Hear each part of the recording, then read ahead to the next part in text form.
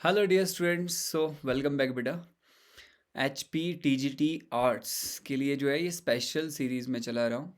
But और भी जो बच्चे हैं जो बाकी एग्ज़ाम की प्रिपरेशन कर रहे हैं और कोई भी एग्ज़ाम आप दे रहे होंगे, इंडिया के अंदर कोई भी एग्ज़ाम आप दे रहे हो, क्योंकि हर जगह पे जनरल नॉलेज जनरल स्टडी से सवाल पूछते हैं और हिस्ट्री उनमें इम्पॉर्टेंट सब में होता है ना। हम पॉलिटी जो है वो कर चुके हैं बेटा, टॉप 100 क्वेश्चन करके मैंने थीम जो है इसका चलाया है कि कौन से सब्जेक्ट में सबसे इंपॉर्टेंट 100 क्वेश्चन आपसे जो पूछे जा सकते हैं। डायरेक्ट क्वेश्चन आपको देखने को मिलेंगे इन वीडियो से, ठीक है। तो ये जो है हमारा हिस्ट्री का स्टार्ट हो गया है। ये पार्ट 1 है, एंशंट हिस्ट्री का पार्ट 1 है, क्योंकि 2 पार्ट के अंदर जो है एंशंट हिस्ट्री हम ट्राई करेंगे कवर करने का, नहीं तो पार्ट 3 भी ला सकते हैं मैं एंशंट के लिए। फिर मेडिवल करेंगे, फिर मॉडर्न करेंगे। इस तरह से जो है आपके 6 वीडियोस जो हैं जिसके अंदर हम मतलब 2-2 पार्ट सारे अलग अलग 3 सेक्शन के कंप्लीट करेंगे और आपका हिस्ट्री कंप्लीट हो जाएगा। देन फिर हम जो है ज्योग्राफी पे मूव करेंगे, फिर इकोनॉमिक्स करेंगे। इसी के साथ साथ कुछ एचपी के भी मैं स्टार्ट कर दूंगा, कुछ दिनों में जो है आपको वीडियो आ जाएंगे, ठीक है। तो ये स्टार्ट करते हैं। आज के डिस्कशन में हम स्टोन एज हो गया, इंडस वैली सिविलाइजेशन और वैदिक एज, इन तीनों सेक्शन के जो इम्पॉर्टेंट सवाल हैं आपको पूछे जा सकते हैं उनको कवर करने वाले हैं, ठीक है। So let's start. आपको काम क्या करना है, सबसे पहले तो वीडियो लाइक करना है, अपने दोस्तों के साथ प्लीज़ ज़रूर शेयर करना है, और साथ ही साथ बेटा सब्सक्राइब तो करा ही होगा आपने, अगर नहीं करा है तो करना है, अभी देख लो करा है कि नहीं करा है, पक्का करना है सबको, ठीक है। तो जो बिना देखे बिना सब्सक्राइब करे देख रहा होगा ना, तो पेपर मतलब अच्छा तो होना ही चाहिए आपका, पर फिर भी है ना, तो सब्सक्राइब कर देना आपने। Okay, so done. Next start करते हैं। नंबर 1 फर्स्ट क्वेश्चन बहुत interesting, ancient history most important. हर बच्चे का डाउट एंशंट हिस्ट्री कि सर प्लीज़ एंशंट हिस्ट्री के क्वेश्चन लेके आओ। तो ये सवाल आप पढ़ लो, इनसे पेपर में आपको पक्का सवाल देखने को मिलेगा। तो अगर पहला सवाल पे आते हैं, बहुत सारे क्वेश्चन है, फास्ट हम चलेंगे, जल्दी जल्दी 50 क्वेश्चन करने हैं, ठीक है। तो बोल रहे हैं who among the following cultures were the first to paint their pottery. निम्नलिखित में से बोलता है किस संस्कृति ने सबसे पहले अपनी मिट्टी के जो बर्तन थे उस पर चित्रकारी की। कौन सी संस्कृति थी, अलग अलग तरह का था, मतलब सिविलाइजेशंस ही बोल सकते हैं उनको, है ना। टाइम पीरियड जो था आपका स्टोन एज पाषाण युग में, तो पूर्व पाषाण युग, मध्य पाषाण युग, नव पाषाण युग, इस तरह से अलग अलग टाइम था। तो यहाँ पे बोल रहे हैं मीजोलिथिक, कैल्कोलिथ, नियोलिथिक, आयरन एज, इन कौन से टाइम पीरियड में से जो आपके बर्तन बन रहे थे मिट्टी के, उसमें चित्रकारी जो है शुरू शुरू हुई थी, तो वो कौन सा टाइम था, ये आपको पूछा है। मध्य पाषाण काल था, या ताम्र पाषाण था, नव पाषाण था, या लौह युग था। तो आंसर सब बच्चों ने दे दिया होगा बी, तो B is correct answer, that is आपका कैलकोलिथ। तो याद रखना बेटा कि चित्रित जो मिट्टी के बर्तन थे वो ताम्र पाषाण काल, तांबा और पाषाण, मतलब तांबा जो है यहाँ पे आपको देखने को मिलेगा कि वो शुरू कर दिया था यूज़ करना एक मेटल की तरह, ठीक है। तो यहाँ पे ताम्र पाषाण युग जो है ये पहला था जिस समय आपको देखने को मिलेगा ऐसी कुछ पॉटरीज जो हैं ये बन रही थी। और कैलकोलिथ टाइम कब से कब तक था ये भी थोड़ा सा ध्यान दे देना, ठीक है। तो यहाँ पे 3500 BC से बेटा ये शुरू हो जाता है, 3500 BC से कैलकोलिथ टाइम शुरू होगा, 1000 BC तक जो है ये समय आपको देखने को मिलेगा। इसी टाइम के अंदर ये जो है ना, क्योंकि आप टीजीटी का एग्जाम दे रहे हो तो थोड़ा ज़्यादा आपको पता होना चाहिए, बच्चों जैसी चीज़ें पढ़ के नहीं जाना, ठीक है। अब यहाँ पे अलग अलग तरह के ये सिविलाइजेशन है जिसमें कि ताम्र पाषाण युग के टाइम पीरियड में ये आपको देखने को मिलती है, ठीक है। गणेश्वर हो गया राजस्थान के अंदर, आहार कल्चर एक था वो भी राजस्थान के अंदर था, आहार बोलते हैं उसको, ठीक है। यहाँ पे राजस्थान, गुजरात और महाराष्ट्र के अंदर जो है आपको मध्य प्रदेश के अंदर जो है वो देखने को मिलता है एक और कल्चर, क्या था बोलते हैं उसको, मालवा कल्चर और क्या था कल्चर, ठीक है। इसी तरह से आपका जॉर्वे कल्चर था, ताम्र पाषाण युग का बहुत फेमस जॉर्वे, तो ये आपको देखने को मिलता है महाराष्ट्र, मध्य प्रदेश, गुजरात का थोड़ा बहुत एरिया, तो इस एरिया में आपको जॉर्वे, ये सारे जो अलग अलग कल्चर है ना ये आपके कौन से हैं, कॉपर एज के टाइम पीरियड के। अब कुछ 2-3 फैक्ट्स मैं आपको इंपॉर्टेंट बता देता हूँ। आपने देखा होगा बेटा कि स्टोन एज जो है ये जो आपका पाषाण युग है ये 5 लाख BC से शुरू होता है, 1000 BC तक ये आपको देखने को मिलता है।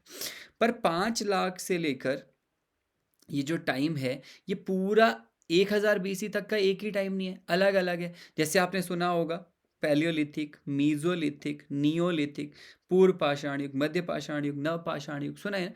तो इसके आपको टाइम पता होना चाहिए, ये चीज़ें आपको पता होनी चाहिए कि पैलियोलिथिक टाइम कब से कब तक चला।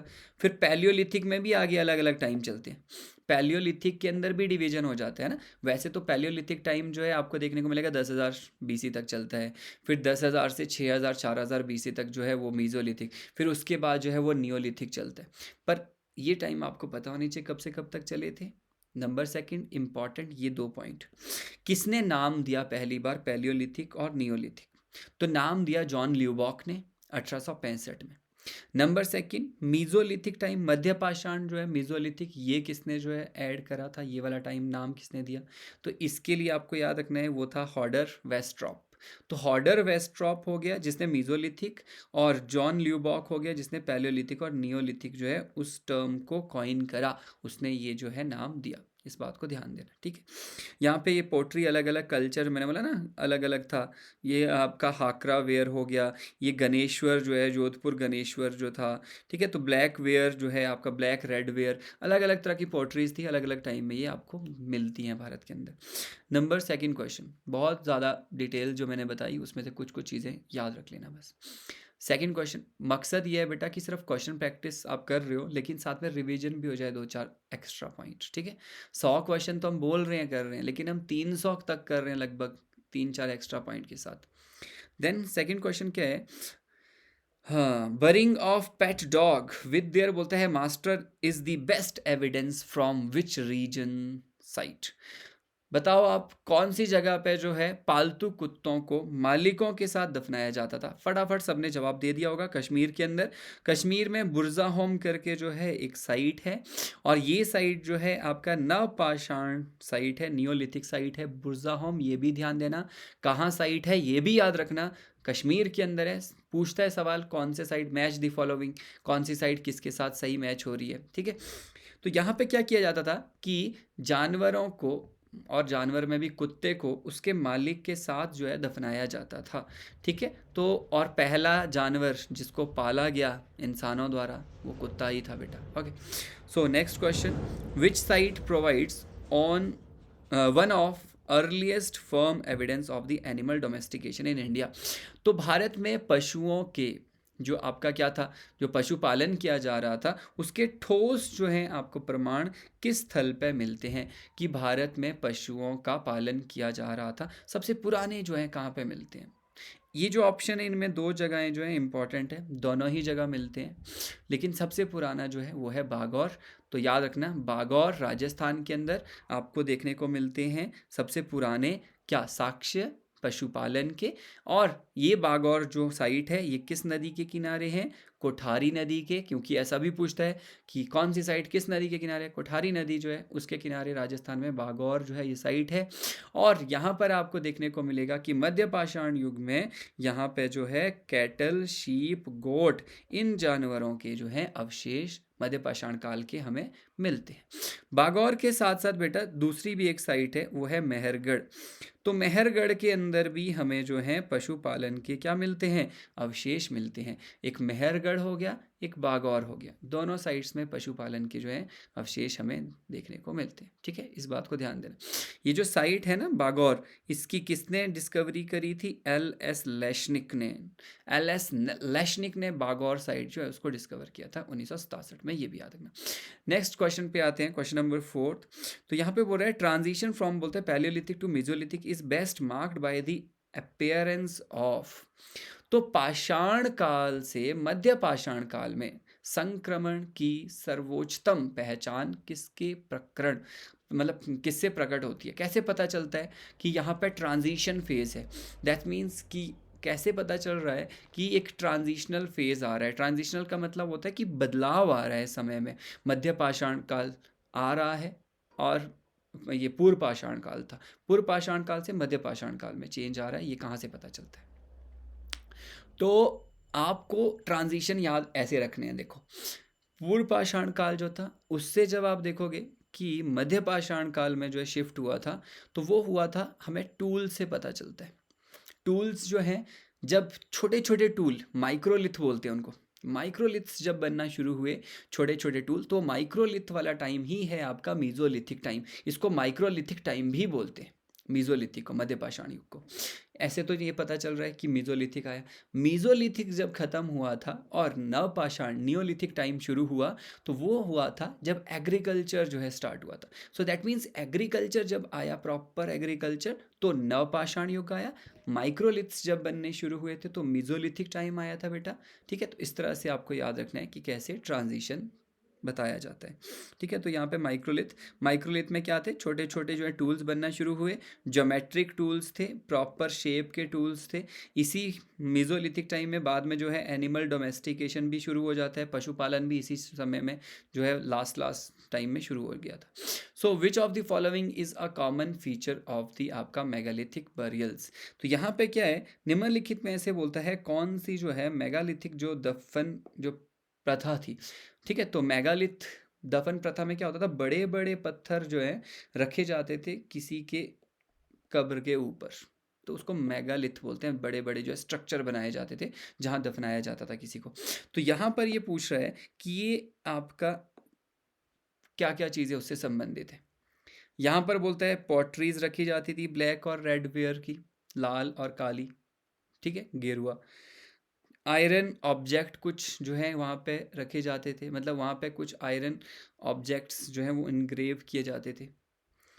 यहाँ पे बोल रहा है कुछ बीड्स, कुछ वेपन्स, हथियार वगैरह, कुछ मनके मुनके। तो ये सारी चीज़ें जो हैं उसके जो कब्र थी उसके साथ जो है ये दफनाई जाती थी। मेगालिथ जो आपका क्या है प्रथा थी दफनाने की उसके अंदर। ठीक है, तो ये ध्यान देना। बहुत सारे बच्चों ने बहुत सारी चीज़ें नहीं सुनी होंगी, लेकिन आपको पढ़ना है, ये सब पता होना चाहिए आपको। ठीक है, तो आप मुझे लिख सकते हो कमेंट बॉक्स में कि सर थोड़ा डिटेल में अगर आप पढ़ा सकते हो तो पढ़ाएं, तो हम ज़रूर पढ़ाएंगे। पर अगर आप बताओगे, कमेंट में लिखोगे, ठीक है, आपको कैसा लगा, सही लगा, अच्छा लगा, ये भी ज़रूर कमेंट बॉक्स में बताना मुझे। तो which activity was the main subsistence during the palaeolithic period. तो बोलता है पाषाण जो युग था, पूर्व पाषाण युग जो था के दौरान जीवन निर्वाह की मुख्य गतिविधि क्या थी। क्या काम करते थे बेटा ये पूर्व पाषाण युग के टाइम पीरियड में अपने जीवन को चलाने के लिए। तो नॉर्मल सी बात है, हंटिंग और गैदरिंग करते थे, है ना। पूर्व पाषाण पैलियोलिथिक में हंटिंग होती थी और नियोलिथिक में जाके एग्रीकल्चर आया। ठीक है, okay. So next, hunting gathering हो गया। नेक्स्ट क्वेश्चन है विच site shows early evidences of हट फाउंडेशन मेड ऑफ वॉटल एंड आपका डॉब। तो यहाँ पे बोलता है किस स्थल पर बांस फूस और मिट्टी के घरों के प्रारंभिक अवशेष मिलते हैं। कौन सी जगह पर यह पता चलता है कि बांस फूस और मिट्टी से जो है घर बनाए जा रहे थे, और घर कब बन रहे थे, कौन से टाइम पीरियड में, नवपाषाण युग में। याद रखना, घर बनना नवपाषाण युग में शुरू हुआ था। ठीक है, तो लेकिन यहाँ पे बोल रहा है कहाँ पे मिलते हैं सबसे पुराने हमें अवशेष इन सब में से। तो इसका आंसर है छुपानी मांदो। छुपानी मांदो जो है ये यूपी के अंदर बेटा साइट है, छुपानी मांदो, ध्यान देना। ठीक है, यहाँ पे अर्लीस्ट आपको सेटल्ड जो है लाइफ का एविडेंस मिलता है। यहाँ पे घर सबसे पुराने बने हुए अभी तक जो है मिट्टी और उसके मिलते हैं। ये कुछ साइट्स हैं जो आपको याद रखनी है, कौन से राज्य में कौन सी साइट है। जैसे राजस्थान के अंदर बागौर है और आपका दिंदवाना है। याद रखना, राजस्थान में बागौर, दिंदवाना बहुत फेमस साइट्स हो गए। मध्य प्रदेश में आदमगढ़ हो गया, भीमबेटका, बहुत फेमस साइट्स है। यूपी के अंदर एक आपका है छुपानी मांदो, एक आपका है सराय नहार राय, और एक है महादहा। महादहा, सराय नहार राय और छुपानी मांदो, ये यूपी में है।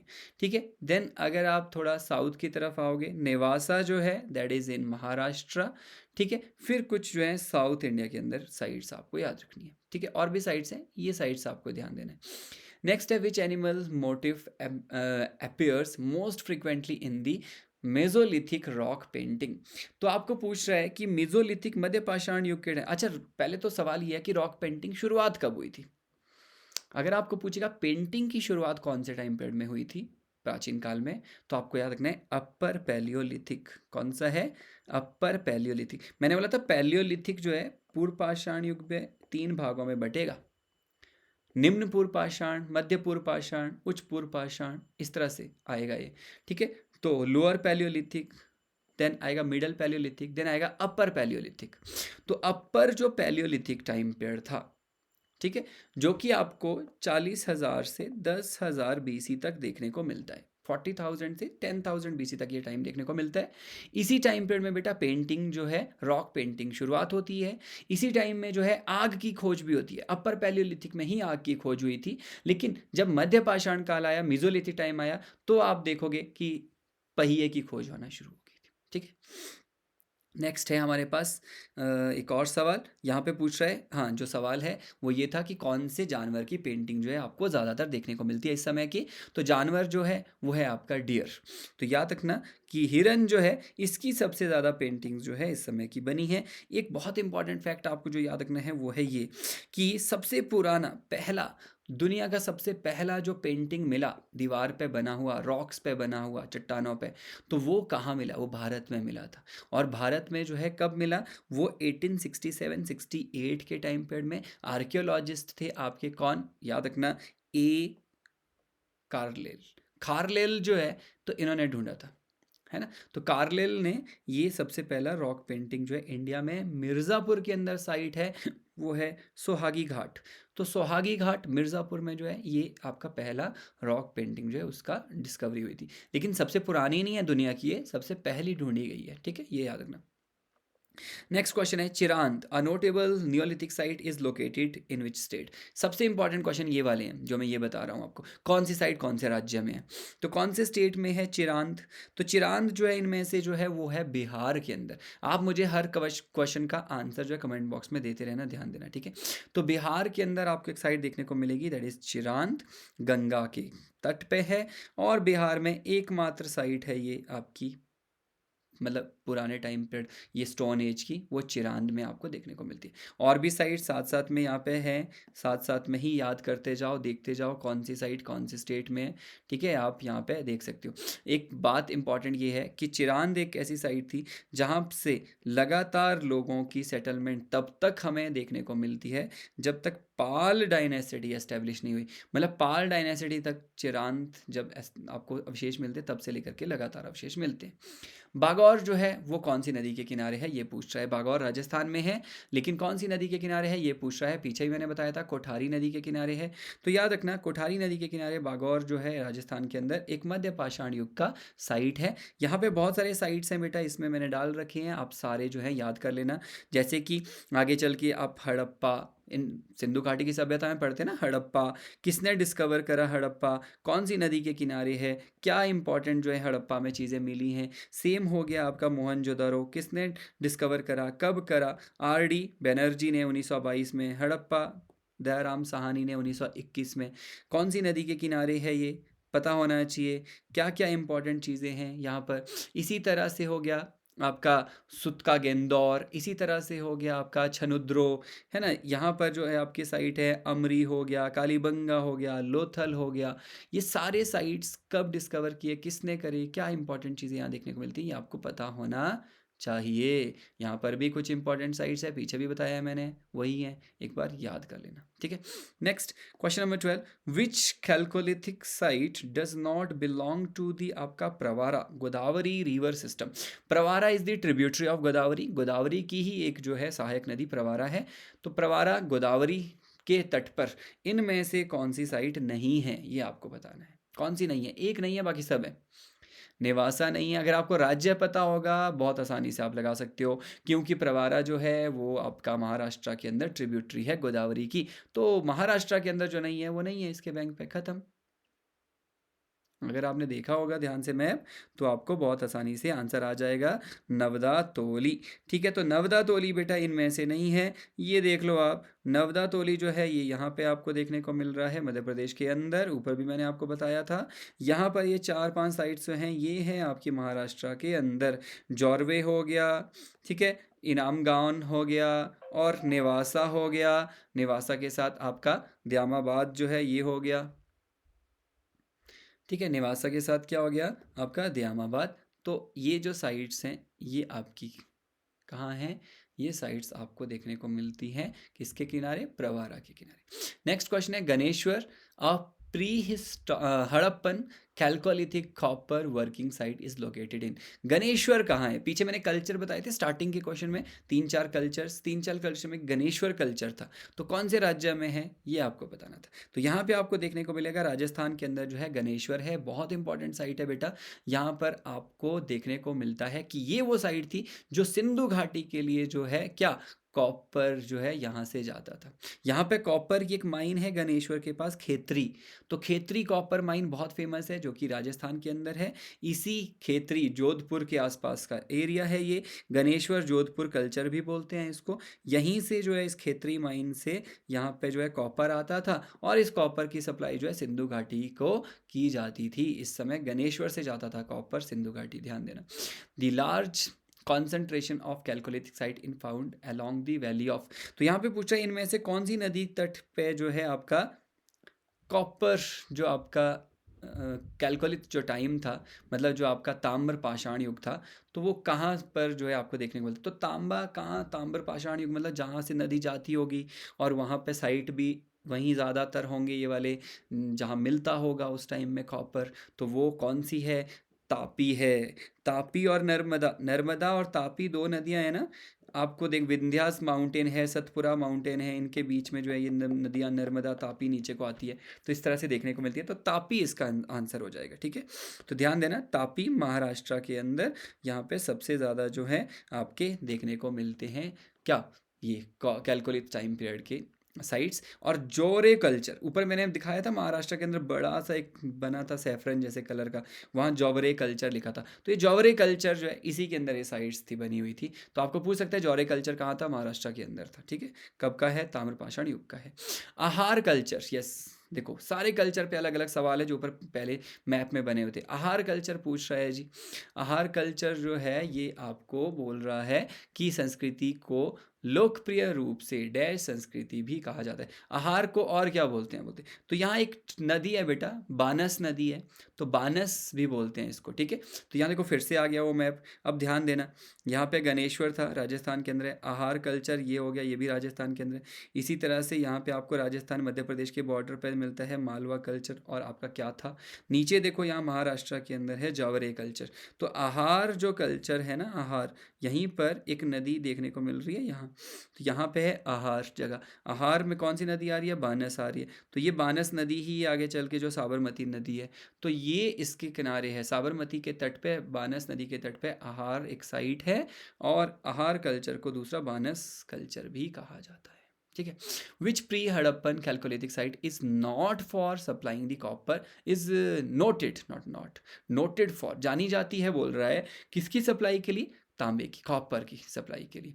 तो यस बताओ, ताम्रपाषाण युग में यहाँ पे तांबे की सप्लाई, अभी यही मैंने आपको बताया था कि कौन सी जगह थी वो, दैट वाज आपका गणेश्वर। तो गणेश्वर जो साइट है राजस्थान के अंदर, तो वहाँ पे मैंने आपको बोला था कि एक बहुत फेमस जो है खेतरी माइन है, तो वहाँ से यहाँ सप्लाई किया जाता था तांबा, ठीक है।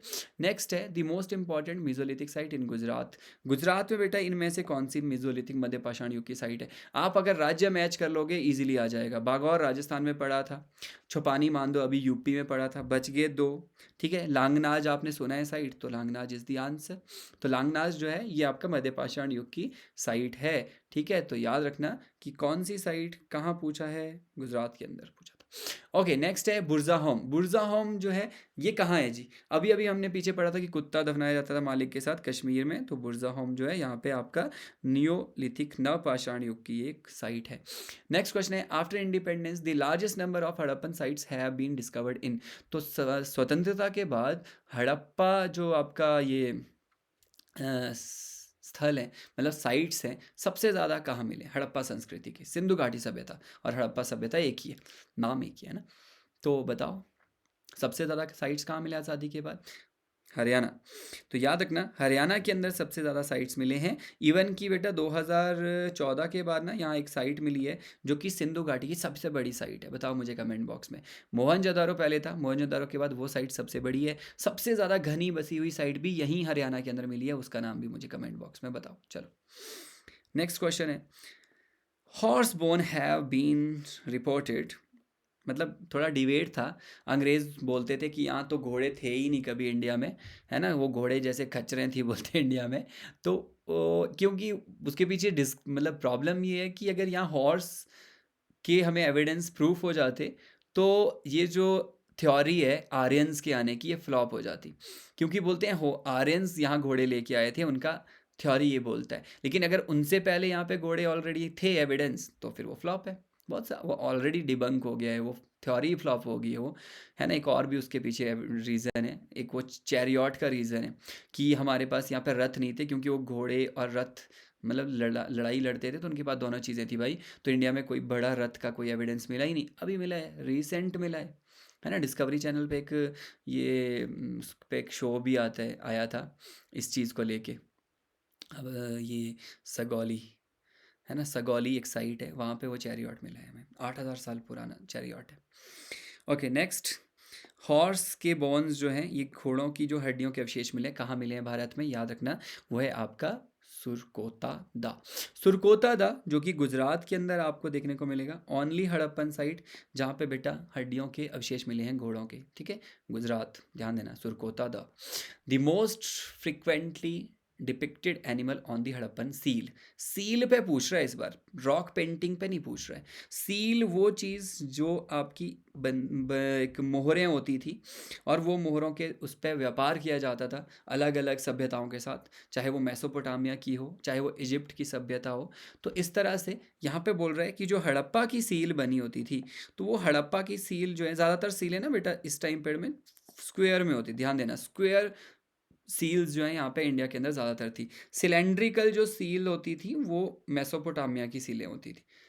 यहाँ पे पूछा है वो जो सीलें हैं उन पे ज़्यादातर कौन सा जानवर बना हुआ था, तो यहाँ पे है यूनिकॉर्न, ठीक है। तो यह ध्यान देना, हड़प्पा जो मोहरें थी उनके ऊपर आपको यूनिकॉर्न का चित्र जो है ज़्यादातर देखने को मिलता है। नेक्स्ट है आपका अ लार्ज ग्रेनरी, तो यहाँ पे अनाज भंडार जो है कैसे वाला, बड़ा, बहुत बड़ा, ठीक है। तो बड़ा अनाज भंडार कहाँ पर जो है आपको मिलता है, मोहनजोदारो में, हड़प्पा में। अनाज भंडार तो ये ग्रेट ग्रैनरी पूछा है, ग्रेट ग्रैनरी, नॉर्मल ग्रैनरीज तो हड़प्पा में भी थी, तो मोहनजोदारो के अंदर जो है वो ग्रेट ग्रैनरी है। सबसे इंपॉर्टेंट है बेटा ये वाली चीज़ें, ये आप याद कर लेना, हड़प्पा के अंदर क्या क्या चीज़ें मिली है इंपॉर्टेंट, मोहनजोदारो के अंदर क्या क्या चीज़ें मिली है इंपॉर्टेंट, दोनों चीज़ें याद होनी चाहिए आपको, ठीक है। दोनों में डिफरेंस थोड़ा थोड़ा याद रखना, जैसे कि जो मोहनजोदारो था वहाँ पे ग्रेट ग्रेनरी है, ग्रेट बाथ है, असेंबली हॉल मिला है वहाँ पे, पशुपति नाथ का जो है हमें वो मिलता है एक वहाँ पर, ठीक है, मतलब सील मिलता है। इसी तरह से आपको याद रखना है अपना हड़प्पा के अंदर, हड़प्पन साइट में भी ग्रैनरीज मिलती हैं, 12 ग्रैनरी मिलती हैं 2 लाइन में अलग अलग, ठीक है। और हड़प्पा के अंदर जो है वो बियर्ड दाढ़ी वाला जो है वो प्रीस्ट का वो मिलता है, टॉर्सो मिलता है। तो बहुत सारी चीज़ें आपको ये यहाँ पे याद रखनी है और यहाँ पे भी याद रखनी है, ओके। सो नेक्स्ट है, Harappa is situated on the bank of which river, Harappa कौन सी नदी के किनारे है, आपको बताना है हड़प्पा कौन सी नदी के किनारे है जी। तो रावी नदी के किनारे आपको पाकिस्तान के अंदर हड़प्पा जो है देखने को मिलता है। सारी साइट्स नदी घाटी के किनारे हैं, कुछ को छोड़कर, जो कि गुजरात के अंदर हैं 2 साइट्स सिंधु घाटी की, बताओ कौन कौन सी हैं जो नदी के किनारे नहीं है, बाकी सब है। So which Harappan site famous for remaining of dockyard, yes, कौन सा जो है आपका डॉकयार्ड, मतलब आपका गोदी, एक तरह से बंदरगाह समझ लो, ठीक है। तो नेचुरल यहाँ पे सबसे पुराना दुनिया का डॉकयार्ड था, तो वो कौन सी जगह पे था, आंसर है लोथल। लोथल भी गुजरात के अंदर है, जहाँ पे आपको टाइडल डॉकयार्ड जो है, आपको समुद्री जो है आपका यहाँ पे व्यापार होता था, यहाँ तक समुद्र तट था पहले, देन धीरे धीरे वो पीछे रिसाइड हुआ है, ठीक है। ओके सो नेक्स्ट क्वेश्चन है, which Harappan site is known for fire altars, हाँ जी, अग्नि कुंडों के लिए कौन सी हड़प्पा जो साइट है फेमस है, इनमें से कौन सी जगह पे अग्नि कुंड देखने को मिलते हैं, कालीबंगा, कालीबंगा जो है, ब्लैक बैंगल्स भी यहाँ पे, चूड़ियाँ जो हैं वो यहाँ पे मणिकों की फैक्ट्रियाँ भी मिली हैं, है ना। तो यहाँ पे कालीबंगा राजस्थान के अंदर साइट है, यहाँ पे आपको आग के जो हवन कुंड है उनके अवशेष मिलते हैं। हड़प्पा संस्कृति का एक विशिष्ट मन का निर्माण केंद्र, तो मन का निर्माण केंद्र कहाँ था जी, बताओ मुझे, ठीक है। तो सबसे इम्पॉर्टेंट था आपका छनुद्रो, तो छनुद्रो सिंध रीजन में ये आपका पड़ता है आज के समय में, यहाँ पे मन का निर्माण केंद्र जो है बहुत फेमस था। फेमस ब्रॉन्ज डांसिंग गर्ल, बहुत इंपॉर्टेंट, ब्रॉन्ज एक आपकी नाचती हुई जो है ब्रॉन्ज की नाच तो क्या रही है, वो ऐसे खड़ी है, वो ऐसे हाथ रख के साइड में और एक हाथ रखा है ना, एंड कुछ ऑर्नामेंट्स पहन रखे हैं। उसको डांसिंग गर्ल किसने नाम दिया? एक यूरोपियन है, नाम बता सकता है कोई तो बताओ ज़रा कौन है वो बंदा। लेकिन यहाँ पे पूछा कहाँ मिली है, तो बहुत आसान है। मोहनजोदारो के अंदर आपको फेमस डांसिंग गर्ल जो है हड़प्पन सिविलाइजेशन के अंदर देखने को मिलता है। एविडेंस पूछ रहा है प्लो फील्ड का, तो प्लो फील्ड्स भी आप फील्ड आपको मिले, ऊपर मैंने लिस्ट बनाया था, वहाँ पे आप पढ़ोगे अच्छे से तो ये सारे आंसर आप दे सकते हो। तो ये सवाल अलग अलग पूछते हैं, बहुत इंपॉर्टेंट है ये। प्लो फील्ड मतलब जोता हुआ खेत, ऐसे ना टेराकोटा का एक इस तरह का बना हुआ, टेराकोटा का वो मिला है ब्लॉक जैसा, उसके ऊपर क्या है कि ऐसी लाइनें बनी हुई हैं, फरोज, मतलब जैसे खेत जोता हुआ हो, ऐसे करके एक प्लो फील्ड जैसे लगता है वो। तो वो वही एविडेंस ये पूछ रहा है कि कहाँ पे वो मिला है हमें। तो वो मिला है कालीबंगा में, तो याद रखना कालीबंगा में जो है हमें जो है आपका क्या मिला है, फरो वाला, फरो मतलब वही जोता हुआ खेत के एविडेंस मिलते हैं। तो ये बताता है कि इनको कितनी नॉलेज थी एग्रीकल्चर की इस समय के लोगों को। तो नेक्स्ट थर्ड पार्ट पे हम पहुंचने वाले हैं, मतलब हमने इंडस वैली सिविलाइजेशन के इंपॉर्टेंट सवाल देख लिए। अब हम आ गए हैं वैदिक कल्चर में। तो यहाँ पे पूछ रहा है which river is most frequently mention in the Rigveda. तो ऋग्वेद में कौन सी नदी जो है सबसे ज़्यादा बार मेंशन किया गया है, जिसके बारे में नाम आपको वो बताना है। यस, तो ऋग्वेद में क्या सिंधु के बारे में सबसे ज़्यादा है, या गंगा, या सरस्वती, या यमुना? तो सबसे ज़्यादा बार बेटा सिंधु के बारे में जो है ऋग्वेद में व्याख्या की गई है। तो याद रखना सिंधु इज़ करेक्ट आंसर। ठीक है, और एक इम्पॉर्टेंट चीज़ है कि गंगा के बारे में एक ही बार जो है ऋग्वेद में मेंशन किया गया है, यमुना के बारे में 3 बार जो है उल्लेख किया गया है, गंगा 1 बार, यमुना 3 बार। ठीक है, और सरस्वती जो है उसको नदीतमा भी कहा गया है यहाँ पर ऋग्वेद में। ओके, नेक्स्ट है बैटल ऑफ 10 किंग्स, बहुत इंपॉर्टेंट। ऋग्वेद जो है ना उसमें 10 मंडल हैं, 10 मंडल में 7वां मंडल के अंदर जो है ये लड़ाई के बारे में बताया गया है, 10 राजाओं का युद्ध। तो 10 राजाओं का जो युद्ध है वो कौन सी नदी के तट पे हुआ था, इन नदियों में से ये पूछ रहा है। दो जो हैं इस समय के बहुत इंपॉर्टेंट सेजेस थे, एक थे आपके विश्वामित्र, एक थे वशिष्ठ। तो विश्वामित्र और वशिष्ठ के बीच में जो है एक डिस्प्यूट हुआ था, जिसकी वजह से यहाँ पे 10 राजाओं का एक जो ग्रुप था, ठीक है, और इनमें जो है एक दूसरा ग्रुप, उनके बीच में बैटल हुआ था। देन ये जो लड़ाई है ये आपकी हुई थी, लेकिन किसकी वजह से? विश्वामित्र और वशिष्ठ। ध्यान देना बेटा कि विश्वामित्र जो है वो सपोर्ट कर रहे थे 10 जो ट्राइब्स थी उनको। तो 10 ट्राइब्स को कौन सपोर्ट कर रहे थे? विश्वामित्र, जिसमें 5 आर्यन ट्राइब्स थी, 5 अनार्य ट्राइब थी। ठीक है, और इस युद्ध में जो जीता तो वो आपको देखने को मिलता है आर्य एक राजा था सुदास, और ये राजा जो सुदास थे ये किस वंश के थे? वो थे आपके भारताज। तो भारता वंश के सुदा जो राजा थे वो इस युद्ध में जो है जीते थे। ठीक है, तो ये कुछ इंपॉर्टेंट चीज़ें इसके बारे में आपको पता होना चाहिए। नेक्स्ट बैटल ऑफ, हाँ यहाँ लिखा भी है देखो, 7वें मंडल में जो है आपको बैटल ऑफ 10 किंग्स के बारे में पता चलता है। विच वेदा कंटेन दी गायत्री मंत्र, कौन से वेदा में गायत्री मंत्र है इनमें से? तो ऋग्वेद के अंदर आपको जो है गायत्री मंत्र जो है देखने को मिलेगा। आपको बेटा सारे के सारे वेदों के बारे में जो है कुछ फैक्ट्स पता होने चाहिए, जैसे कि ऋग्वेद के अंदर जो है ये क्या था, इसके अंदर जो है मंत्रास हैं, हाइम्स हैं, भगवान की स्तुतियाँ हैं, जिसमें ऋग्वेद के अंदर आपको पता होना चाहिए क्या उपवेद क्या है ऋग्वेद का, ब्राह्मणका क्या है, तो कौन सा ब्राह्मणा है ऋग्वेद के साथ जुड़ा हुआ, कौन सा उपवेद है जो कि जुड़ा है ऋग्वेद के साथ। तो सब ये पता होना चाहिए। सवाल पूछता है कि उपवेद कौन सा है, जैसे कि धनुर्वेद जो है दैट इज उपवेदा ऑफ ऋग्वेद, धनुर्वेद। ठीक है, कौन से ब्राह्मणा है? तो ब्राह्मणा है आपका कौन कौन से, दैट इज अतर्य, अतर्य ब्राह्मण जो है ये ऋग्वेद से जुड़े हैं। इसी तरह से इसके बारे में कुछ फैक्ट की सबसे पुराना है इंद्र के बारे में, यहाँ सबसे ज़्यादा बार जो है मंत्र लिखे गए हैं। कितने टोटल नंबर ऑफ हाइम्स है ऋग्वेदा में ये भी पता होना चाहिए। सामवेद जो है ये क्या कहता है? तो सामवेद जो है ये संगीत के बारे में ज़्यादा बताता है। यजुर्वेद जो है ये यज्ञ, और यज्ञ मतलब जो आपके सेक्रीफाइस वगैरह थे तो उनके बारे में जो है ज़्यादा चीज़ें बताता है। अथर्ववेद जो है, अथर्ववेद जो है टोना टोटका, चिकित्सा, मेडिसिन, इन सब के बारे में बताता है। ये सारी चीज़ें, ये जो फैक्ट्स है ना ये सब आपको याद रखना है, ये जो इसमें हैं ध्यान देना। ओके, सो नेक्स्ट क्वेश्चन है which was smallest political unit in the Rigvedic society.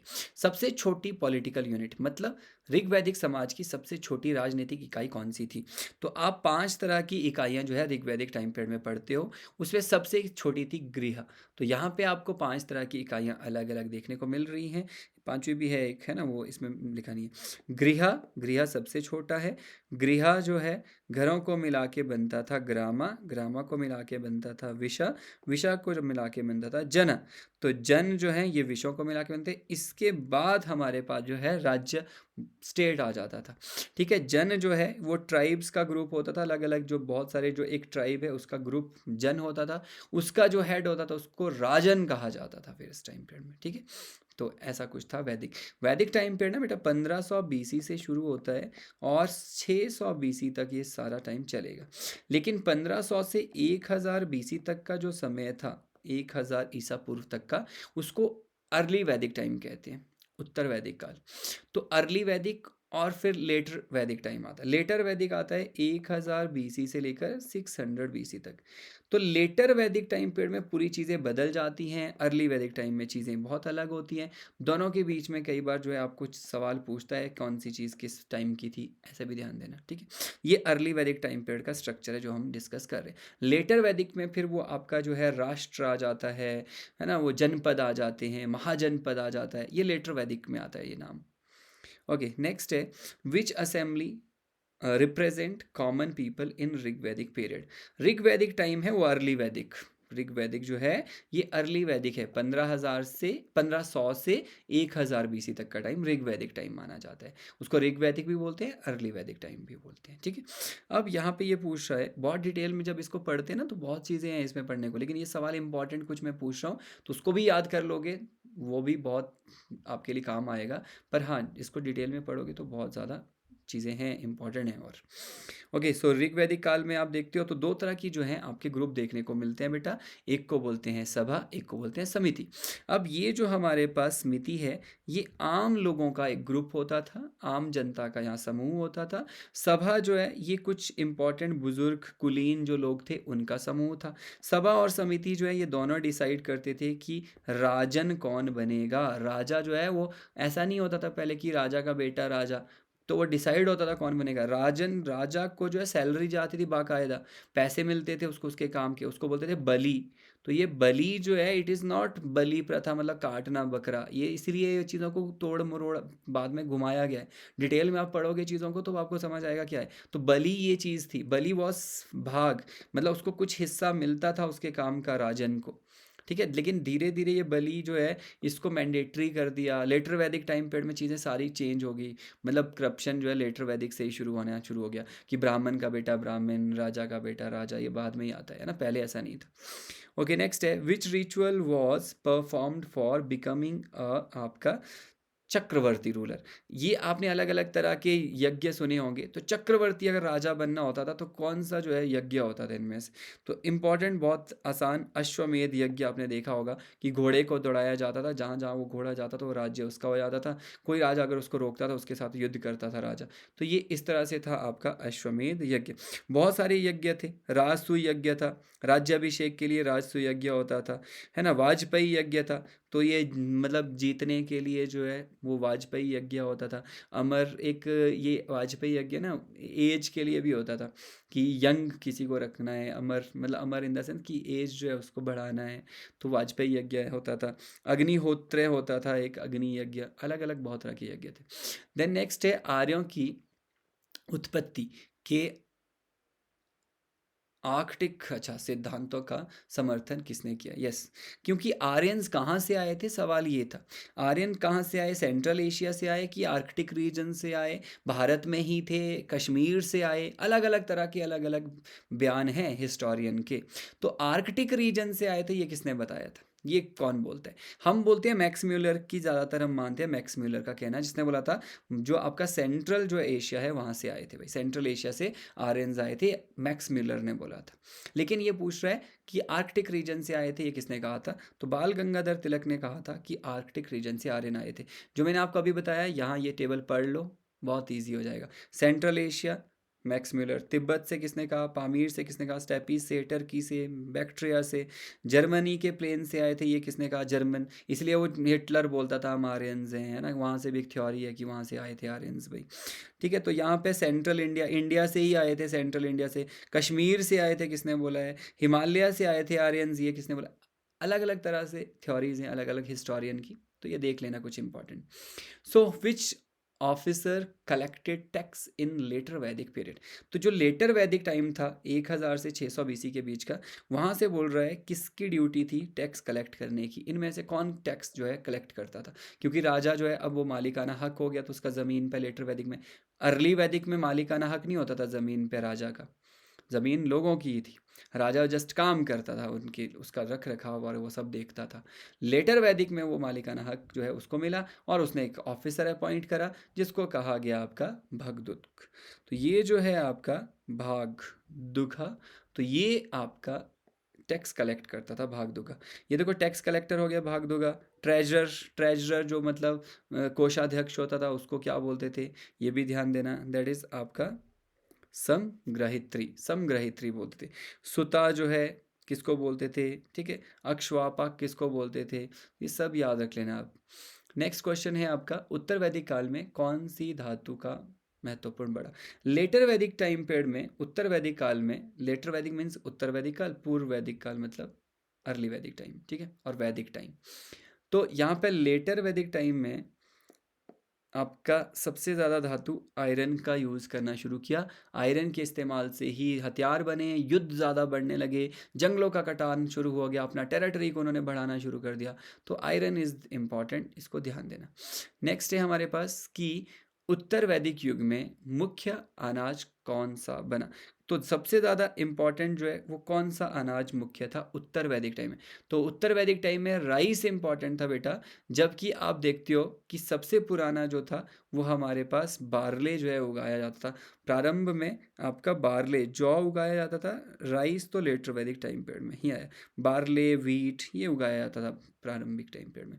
Okay, सो उत्तर वैदिक संस्कृति से कौन सा जो है आपका मृदभांड जुड़ा है? इनमें से कौन सा जो है आपका लेटर वैदिक कल्चर से पोट्री जुड़ी हुई है? कौन सी पोट्री लेटर वैदिक टाइम पीरियड में बननी शुरू हुई, मृदभांड बनना शुरू हुआ?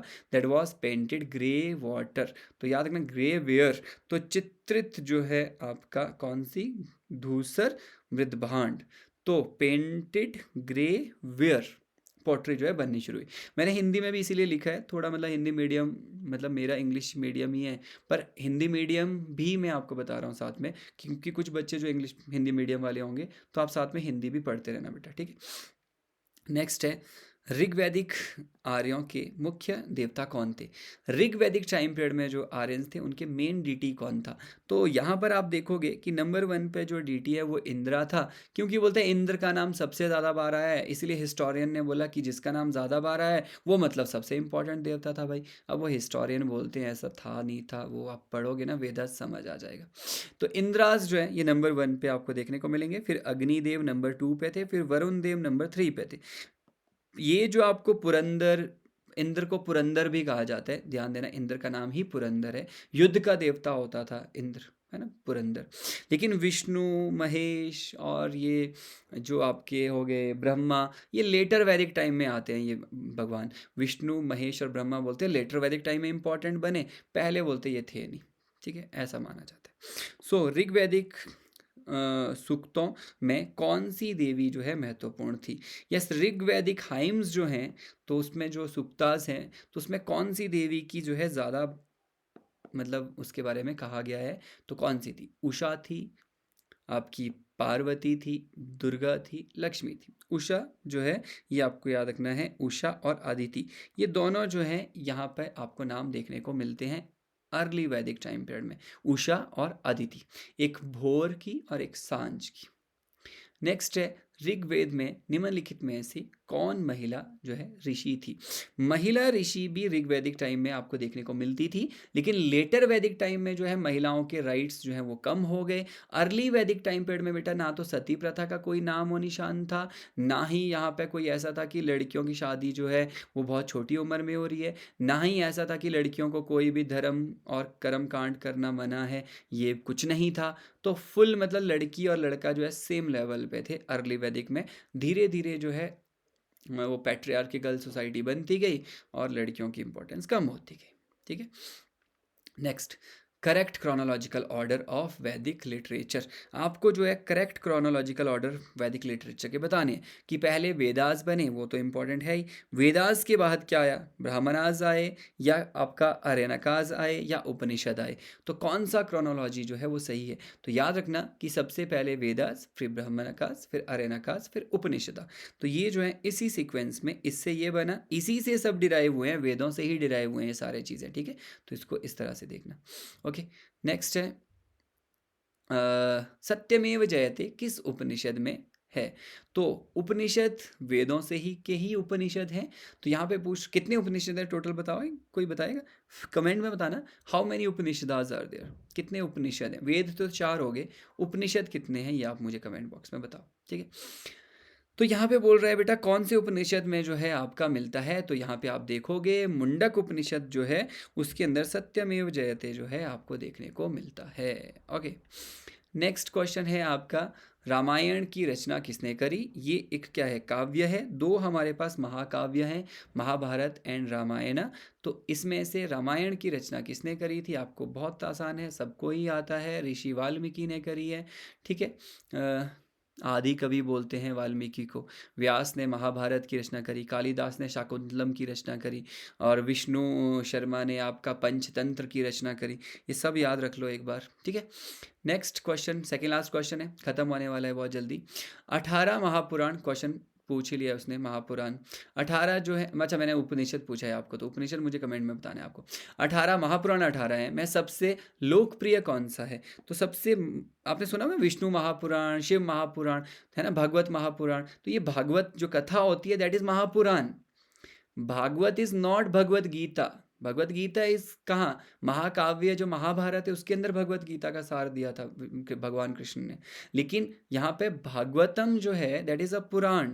ठीक है, तो यहाँ पर सबसे इंपॉर्टेंट भागवतम पुराण है। सब जगह महाभागवत की कथा होती रहती है ना, तो ये याद रखना। कृष्ण लीला है आपका भागवतम में, बाकी सब इन सब से रिलेटेड है। Okay, then this is our last question, बोलता है which term was used for आपका गेस्ट इन वैदिक पीरियड?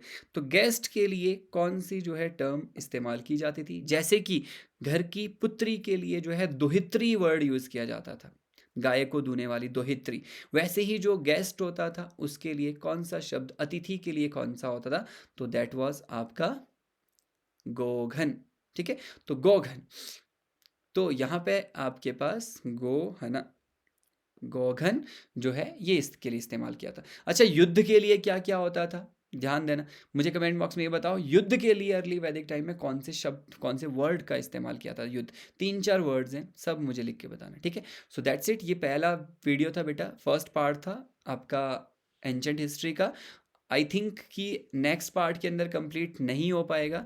अगर नहीं हुआ तो हम 2 और पार्ट इसके अंदर डिस्कस कर लेंगे, है ना। ये सवाल जो है थोड़ा सा 100 की जगह 150 चले जाएंगे एंशिएंट हिस्ट्री के, लेकिन आपको सारे ही करने हैं, बहुत इंपॉर्टेंट है। इन्हीं में से सवाल आएगा, पर ये पढ़ लेना आपने। ठीक है, बाय। शेयर करो, सब्सक्राइब तो ज़रूर करो, अपने दोस्तों के साथ शेयर करो, और जो देख रहा है अगर पसंद आ रहा है तो लाइक भी ज़रूर करना। ठीक है, बाय।